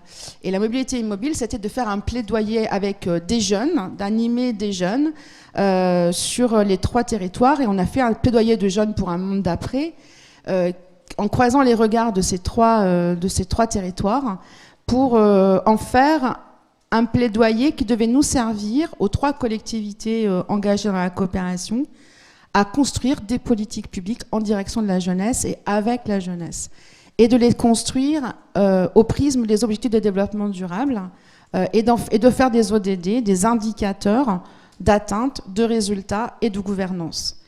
Ce plaidoyer a été effectivement le ciment, je dirais, notamment avec la région des Hauts-Bassins, dont Issia Cassanon parlera après. On a fait des séances avec les élus des Hauts-Bassins pour construire, pour partager nos visions des problématiques de la jeunesse qu'on rencontrait sur notre territoire, y compris la question des migrants ou des déplacés, parce que eux aussi, à Bobo, ils ont la question des déplacés à gérer sur leur territoire, mais en ne leur faisant pas une catégorie complètement à part, en l'intégrant dans des objectifs, des enjeux, des défis beaucoup plus larges. Donc c'est tout ce qui est la réduction de la fragilité sociale et de la vulnérabilité. Et après la pandémie, c'est la question du vivre ensemble et de l'accompagnement d'un avenir en fait pour les jeunes. Et on a travaillé vraiment sur poser une feuille de route politique partagée pour qu'on travaille chacun sur notre territoire et qu'on décide sur quelle thématique on allait travailler en coopération. Là, on a agi, je dirais, en réciprocité totale. C'est-à-dire, il n'y a pas eu l'Aude qui a dit comment je vais aller aider la région des Hauts-Bassins. Non, c'est comment on réfléchit ensemble, comment on s'entraide face au constat qu'on a sur notre territoire. Quel regard je peux t'apporter qui va m'aider et quel regard tu vas m'apporter qui va nous aider. Et ces jeunes qui nous ont apporté ce plaidoyer, comment nous on y répond en tant qu'élus, quel qu'on soit burkinabé ou qu'on soit au doigt.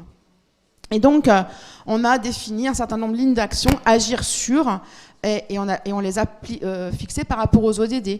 Donc, le public cible, c'était les jeunes, avec l'amélioration des conditions de vie d'une manière générale.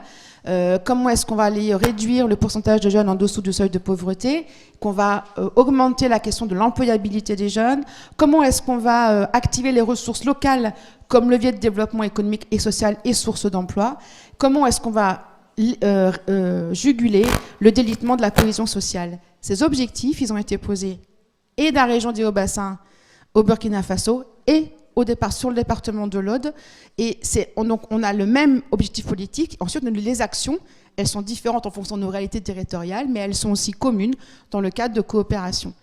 Et nous nous appuyons pour agir sur, dans l'Aude, le réseau d'éducation populaire, beaucoup, mais aussi tous les acteurs de l'économie sociale et solidaire ou de l'économie.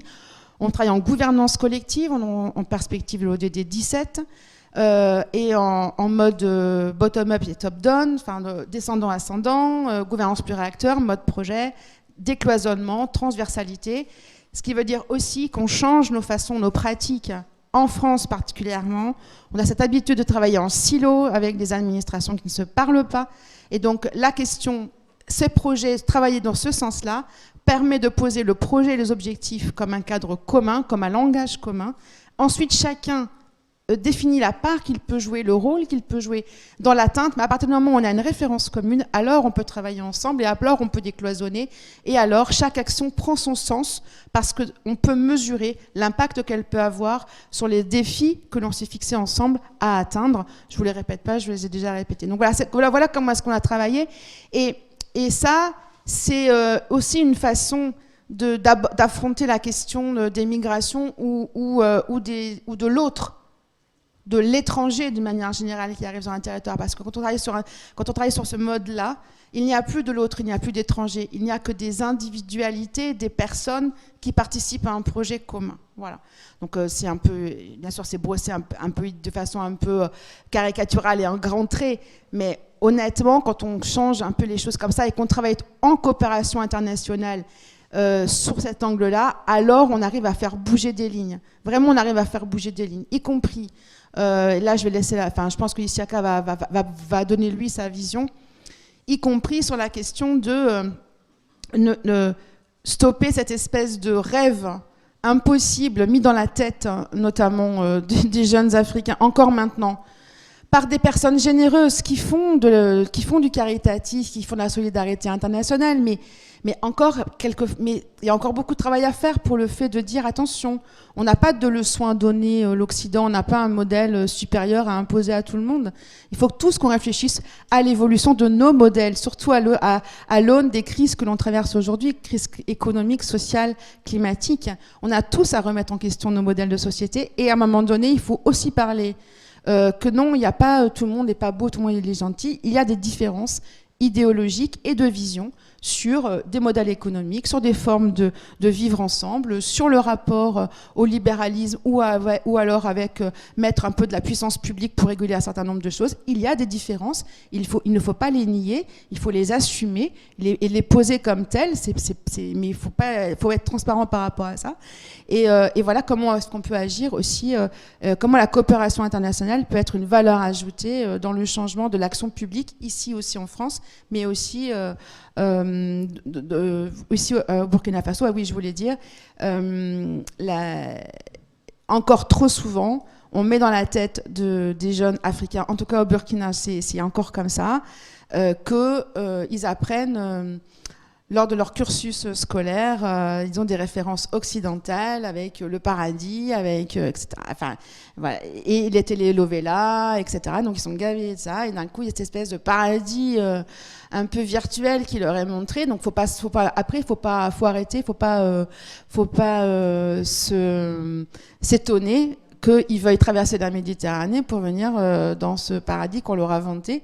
Il y a aussi cette remise en question-là qu'on doit faire, nous, responsables politiques français.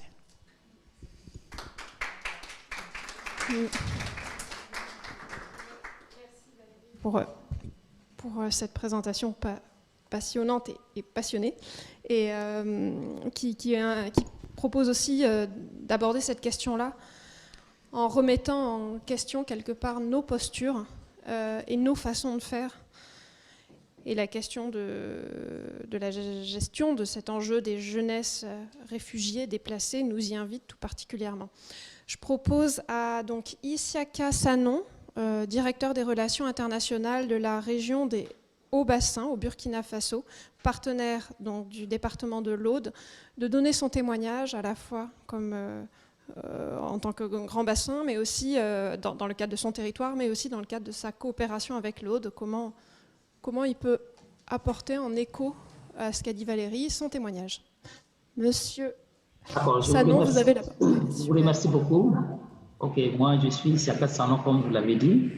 Et je pense que pour comprendre la situation singulière dans laquelle ma région se trouve, il faut remonter un peu à la situation nationale qui s'est dégradée depuis 2015 avec l'insécurité donc, qui est intervenue dans mon pays, qui a occasionné un déplacement massif donc, de population. Et dans la seule année 2020, on s'est retrouvé avec 75% d'augmentation des déplacés internes. Et là, une des conséquences aussi de cette situation, ça a été des écoles qui ont été fermées, des établissements sanitaires donc, qui ont été fermés. Et tout cela s'est déporté donc, sur des régions comme la mienne. Et finalement, aujourd'hui, quand on regarde un peu les statistiques, nous sommes à 23 191 personnes déplacées donc, internes donc, au niveau au bassin, avec une grande majorité donc, qui est réservée donc, aux jeunes.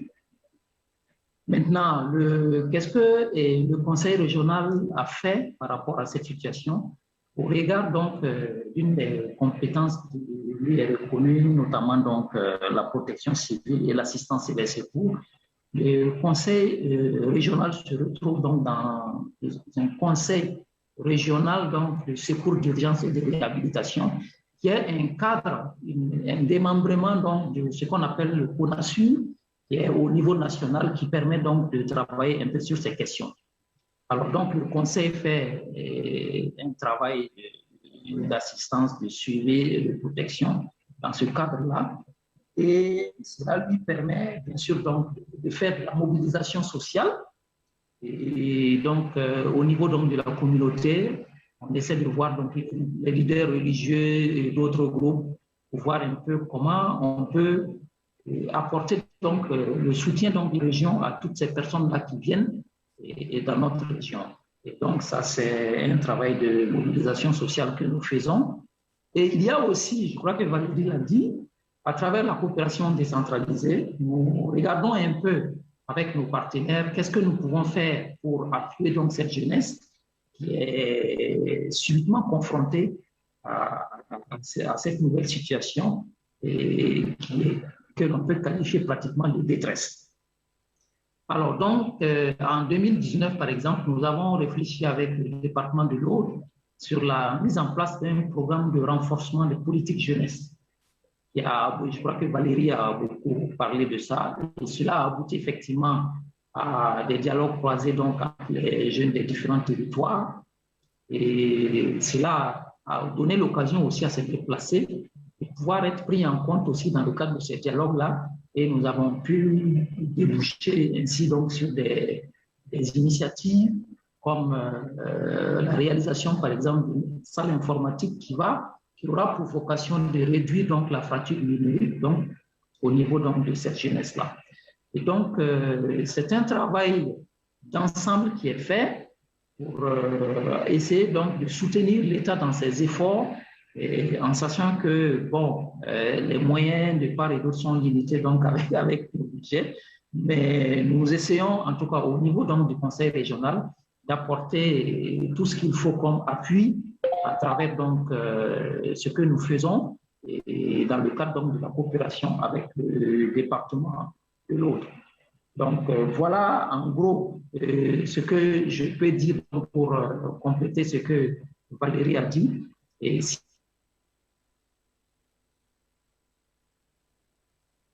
petite coupure, Monsieur Sanon, vous nous entendez encore? Aïe. Donc, en espérant qu'ils reviennent pour pouvoir terminer, je vous propose qu'on fasse de nouveau circuler le micro. Ah, ça y est, il est revenu. OK. Donc, à travers donc, les artistes que nous avons ici, je pense à Sitala, je pense à Delia, ce sont des artistes donc, qui nous appuient donc, dans cette dynamique-là, et à travers ce que Valérie a nommé tantôt, donc les tandems solidaires aussi. Nous faisons un travail qui va conduire incessamment donc, à un ensemble de réflexions autour de la problématique de l'eau qui va impacter les jeunes, les femmes, etc., etc. Donc voilà un peu ce que je voulais ajouter donc, à ce que Valérie a dit. Je vous remercie. Merci à vous de vous être mobilisés pour pouvoir témoigner.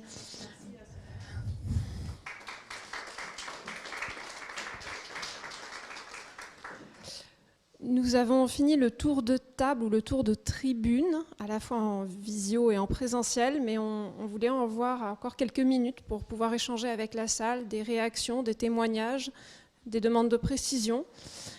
Voilà, la parole est à vous. On vous apporte le micro, on vous demande de bien vouloir vous lever, vous présenter. Merci. Djeneba Keïta, je suis maire adjointe à la ville de Montreuil en Île-de-France. Donc, maire adjointe à Montreuil, je m'occupe de développement économique.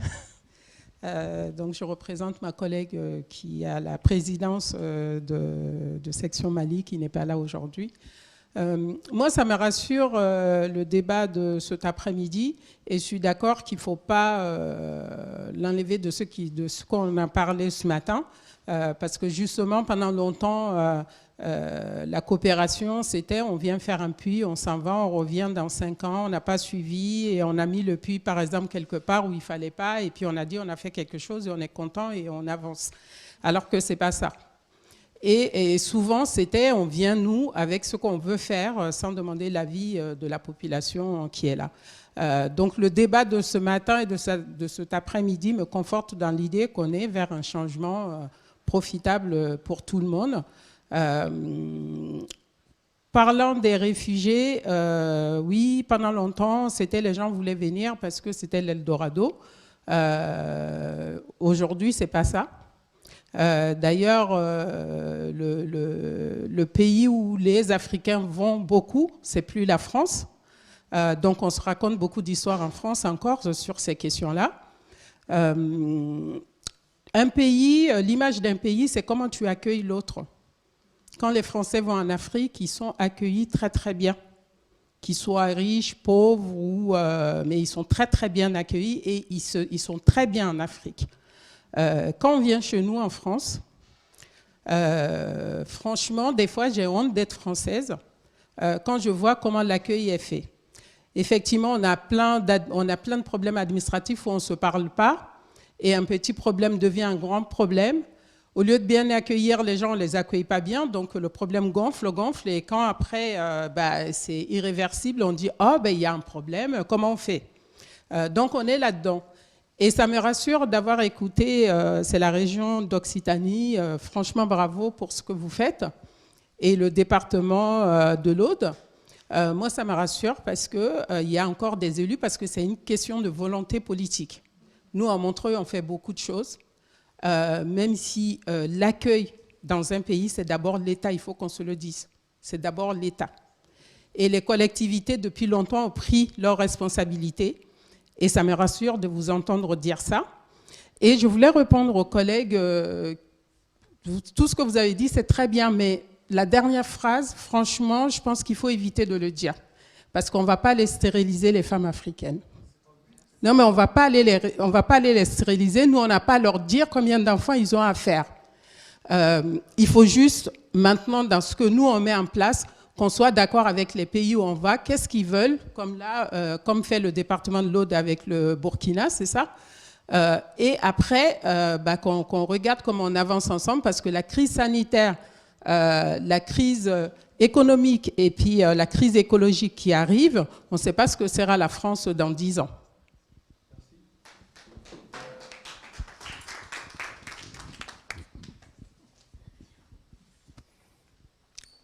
Bon, à toi l'honneur. Oui. Trop gentil, il faut que je sois à la hauteur, là. Bien. Alain Vojani, je suis élu à la communauté d'agglomération de Pau et à la ville de Pau, délégué aux relations internationales, au jumelage. J'aimerais bien y rajouter d'ailleurs coopération solidaire, mais on va y arriver, c'est dans l'esprit en tout cas. Donc très intéressant tout ce qu'on a pu voir aujourd'hui. Moi je vais poser une question parce que c'est une dimension, ou alors ça m'a échappé, que l'on n'a pas évoqué et qui va permettre de relier un peu nos deux thèmes, celui de ce matin et celui de cet après-midi. Dans l'accueil des migrants et des jeunes migrants, je trouve qu'il y a un acteur, et je parle en sachant de quoi je parle, j'ai été proviseur dans une autre vie avant de me lancer dans ce bourbier de la politique. En fait, il y a une chose qu'on ne sait pas faire quand on parlait d'accueil. Mais l'éducation nationale ne sait pas accueillir les jeunes migrants. Éventuellement jusqu'à 15 ans. Au-delà, c'est fini les structures. Qu'est-ce qui se passe? Ces jeunes, quelle que soit leur origine, on vient nous voir, je dis nous, quand j'étais proviseur, dans des grands lycées palois, on venait nous voir, on nous disait, bon voilà, on pense qu'il pourrait intégrer une classe de seconde, vous le prenez, bon, il ne parle pas le français ou très peu, sa culture est totalement différente. Et ça, c'est quand même un élément fondamental. Et donc peut-être que quelque part, il faudrait aussi qu'on souligne cet aspect-là et l'importance du rôle de l'éducation dans cet accueil. Merci. Merci mon cher. Tu as été à la hauteur. Bon, M. Dia Ibrahima, je me suis présenté ce matin adjoint au maire de Limoges en charge de la politique de la ville, entre autres. En fait, merci le panel pour la richesse effectivement de vos exposés. Mais en tant qu'avocat dans une autre vie, c'est une thématique que vous posez qui est très équivoque, mais vraiment très équivoque. La problématique des réfugiés et des déplacés climatiques pose un problème fondamental qui est la base, qui est la substance même, si je peux m'exprimer ainsi, qui est le problème de leur statut juridique. Voilà un statut juridique très insécure. Voilà un problème lié à une dimension politique très importante face à une ambiance européano-occidentale qui recuse l'ailleurs, qui recuse l'altérité en quelque sorte. Les territoires se referment si c'est une vérité, si c'est une incantation, ou bien si c'est un mensonge politique. Même souvent, certaines veulent changer même certains prénoms Et pourtant, ça marche, parce que dans les sondages, ça monte. Le vrai problème, il est là, cette démagogie que représente cette personne, comme moi, ayant ce statut d'extranéité, régi par la Convention de Genève 1951, certes, et que dont certains candidats proposent d'abroger. Et certains vont même plus loin. Ils proposent même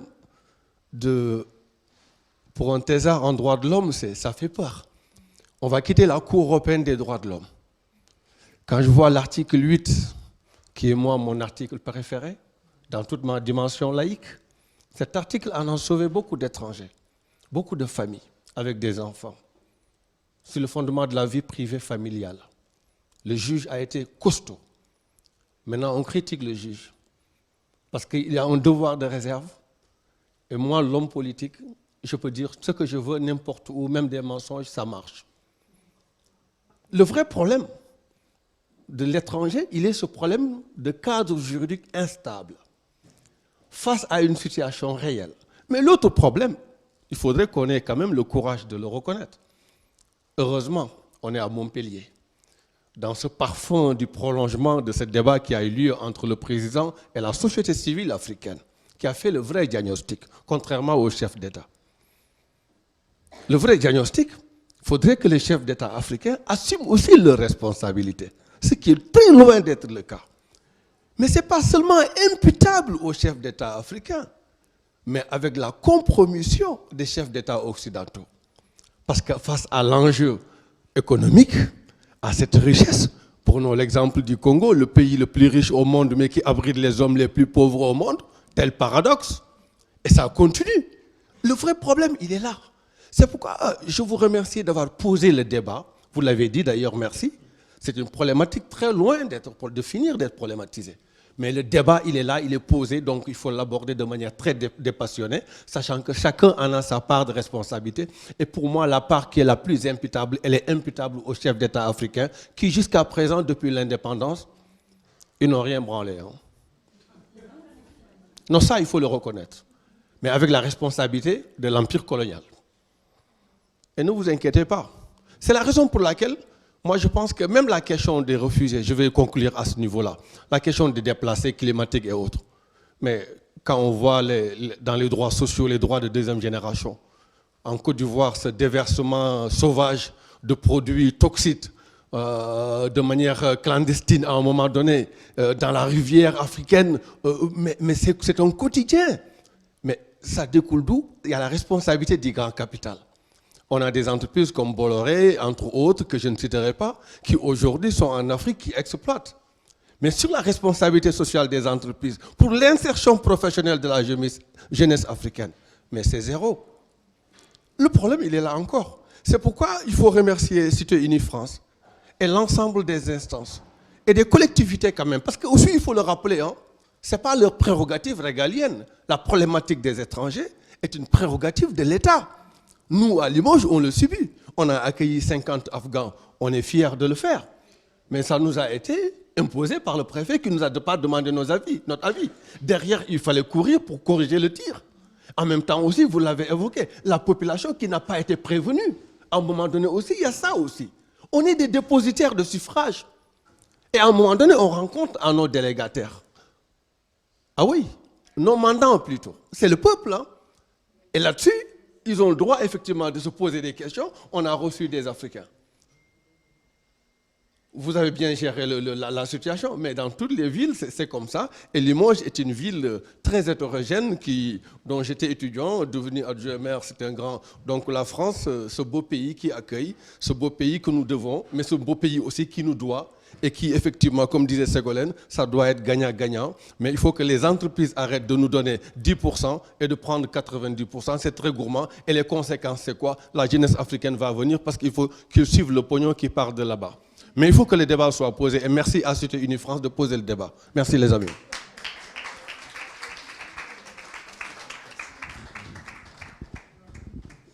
Merci pour vos réactions. Il y a M. Nzamba en ligne, je crois, qui voudrait réagir, mais je laisserai aussi la possibilité aux intervenants à la tribune de réagir s'ils le souhaitent à ces propos-là. pour ensuite donner la parole à Lucas, puisque nous avons organisé cette table ronde à deux. Donc, Monsieur Nzamba, vous avez la parole. Merci de me donner la parole. En fait, je voulais remercier les interventions des maires adjoints, des deux maires adjoints, non, des trois maires adjoints qui ont pris la parole. Et revenir précisément sur la question de la volonté politique. Effectivement, c'est une des données les plus importantes quand on parle de l'accueil. L'accueil des migrants, en fait, des collectivités locales africaines, en tout cas.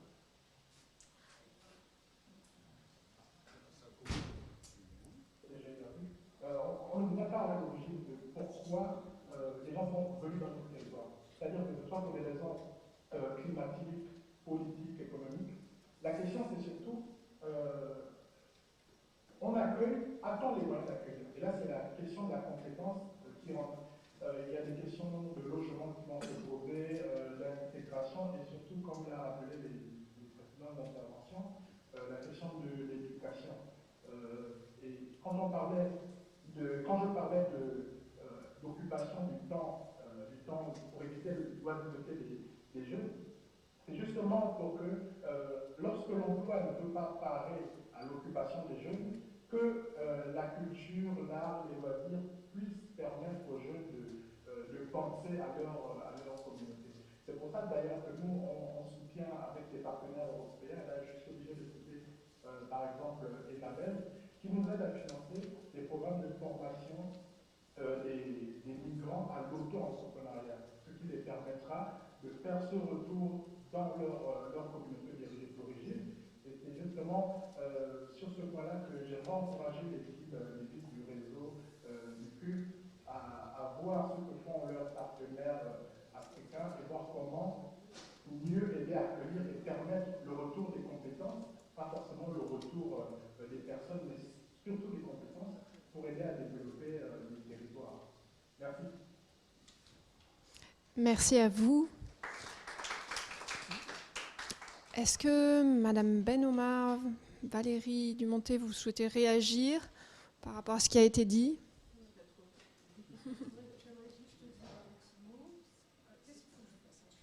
Je crois rien du tout. D'accord. Oui, je voudrais juste préciser quelque chose. C'est vrai que depuis tout à l'heure, on parle de volonté politique. C'est vrai, c'est de la volonté politique, mais enfin, pour moi, au-delà de ça, c'est de la responsabilité. Parce que volonté, c'est un mot qui est doux. Je veux pas. C'est pas que ça. D'abord, on n'a pas le choix. Je pense que la question, en fait, elle se pose pas. Et pour moi, c'est une question de responsabilité. Voilà. On est liés les uns aux autres. On est interdépendants. Et je ne peux pas être bien si mon voisin n'est pas bien. Voilà. Pour le schématiser de façon très simple.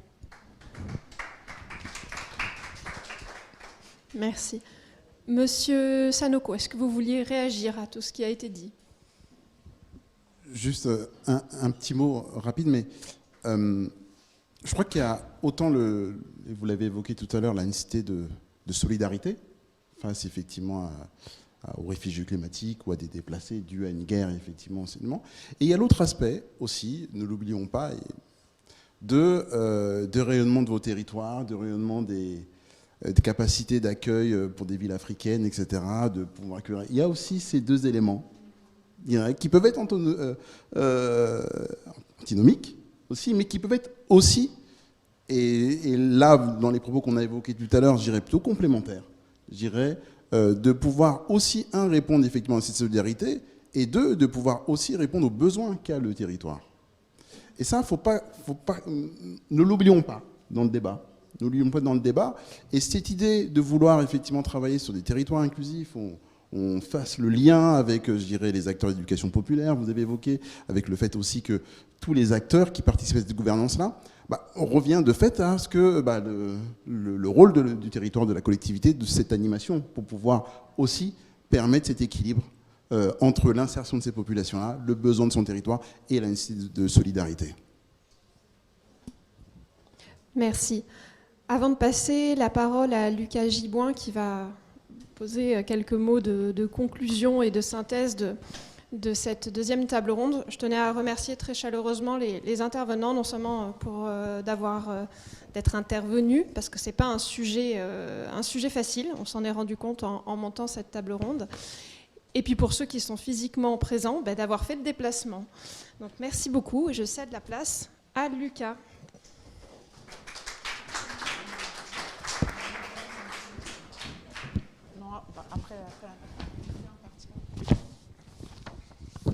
Donc je vais faire une petite synthèse de tout ce qui, de ce qui a été dit sans essayer sans être trop long.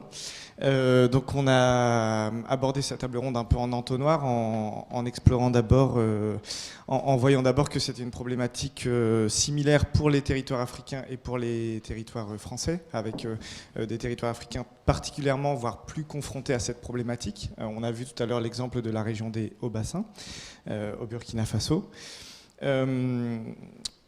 Et puis on a aussi abordé cette table ronde en expliquant que c'était les collectivités étaient les premières confrontées à la question des migrants et des déplacés, avec plusieurs exemples de dispositifs par les collectivités, notamment par exemple les projets d'éducation à la citoyenneté, des projets ou alors d'appui en lien avec les diasporas ou avec les collectivités partenaires. On a vu avec le témoignage de M. Nzamba, donc la perception de CGLUA, donc d'une association l'association fêtière africaine, donc la vision des territoires africains et comment les villes africaines peuvent agir, notamment vis-à-vis des jeunes. Il a notamment insisté sur la nécessité de faire des programmes inclusifs, mixtes et non pas uniquement cantonnés aux migrants, ce qui amène la question de la transversalité, qui est l'un des mots-clés un peu de cette table ronde. On a vu ensuite donc, plusieurs témoignages de collectivités, donc de la région Occitanie, à travers des dispositifs notamment en lien avec l'emploi, avec le transport, des dispositifs qui existent en matière d'apprentissage de la langue ou pour les étudiants. Et puis, à travers l'exemple de l'Aude, le travail est fait avec le territoire partenaire burkinabé de construction d'un plaidoyer dans le cadre de la politique jeunesse, avec le souhait de construire un plaidoyer commun. Donc ça inclut la notion de réciprocité, qui est, semble-t-il, un autre thème, un autre mot-clé un peu de cette table ronde.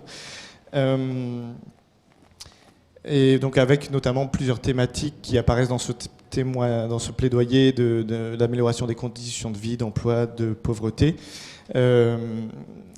On en vient à la fin, mais donc on a eu ensuite la perspective donc du partenaire des Hauts-Bassins qui notamment donc qui est confronté aussi à cette problématique pour le coup de façon très importante, et donc comment les collectivités peuvent agir avec par exemple le programme de renforcement de politique jeunesse. En tout cas, il y a aussi une notion qui paraît aussi en sous-main, qui sous-tend un peu les différentes interventions, c'est la question de la perception. Peut-être la perception d'une part des jeunes élus, avec le témoignage notamment de Madame Dumonté et Madame Benamarcoli, comment en tant que jeunes élus on peut aborder cette question et comment surtout changer la perception des administrés. Et d'autre part, la question de la perception des jeunes, par exemple depuis les territoires, sur comment ils perçoivent le territoire d'accueil, avec les exemples de Valérie tout à l'heure sur ce qui apparaissait dans les manuels scolaires, par exemple. Donc, en conclusion, peut-être quelques mots, un peu mots-clés qui sont un peu porteurs ou pour alimenter le débat, etc. C'est donc la question de la transversalité, du décloisonnement, notamment au sein de la collectivité, entre les différents services, le dialogue, bien sûr, l'animation on a parlé d'animation du territoire, notamment au début, la question de la réciprocité, et enfin la volonté politique ou même responsabilité politique. On pourrait peut-être même parler de courage politique sur cette thématique.